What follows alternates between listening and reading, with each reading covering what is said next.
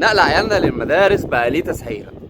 النهارده عشان تنقل ابنك او بنتك من مدرسة لمدرسة لازم تعدي على محطة اسمها تفتيش الاهالي، صح؟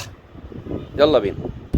هو مفيش قرار رسمي بس في عرف اسمه ادفع 5000 جنيه، اقل حبة ازيد حبتين، كل واحد بقى على حسب انت جاي منين وابنك كان في الاعدادي في مدرسة ايه او خاص او على حسب بقى.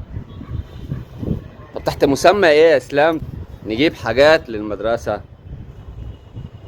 بس الحقيقة ده استنزاف صريح مباشر. الاهالي مش ناقصة وجع دماغ، مش ناقصة مصاريف، مش ناقصة حمل، مش ناقصة ضغوط.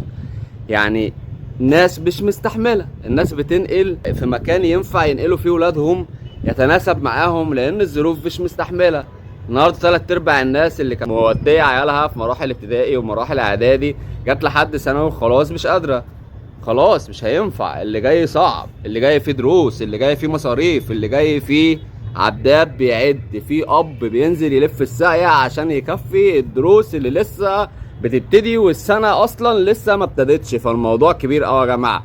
فبالله عليكم نخف الضغط على الاهالي، نرحم بعض عشان ربنا يرحمنا. التعليم مش سلعة، مستقبل ولادنا مش صفقة هتخلص على المكتب.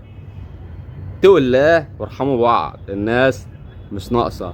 نهون على بعضنا عشان ربنا يهونها علينا. اخر الكلام، عايزين خط يكون مرتبط، خط شكاوي لوزارة التربية والتعليم يشتكوا فيها الاهالي بدون بيانات علشان ما يبقاش في اثبات عليهم، عشان ما يتحطوش في الراس، واحنا عارفين كده كويس. يعملوا خط شكاوي، الناس تتصل المدرسة الفلانية عشان انقل ابني او بنتي طلبت مني قد كده، المدرسة الفلانية ما دفعتش حاجة وقلت لهم معوش فلوس قالوا لي ما فيش مكان، وفي مكان للي دافع. طب ايه بقى اخر الكلام؟ ايه؟ يبقى في خط ولينك للتواصل عشان نقفل الباب ده. مصر احسن وتحيا مصر، واحنا عايزينها احلى من اي حد في العالم. الحمد لله مكملين وفي ظهر الرئيس، مصر جيش وشعب كلنا ايد واحدة. عندنا سلبيات بنشاور عليها ونطلع نتكلم بحرية والناس بتسمعنا، واللي علينا بنعمله.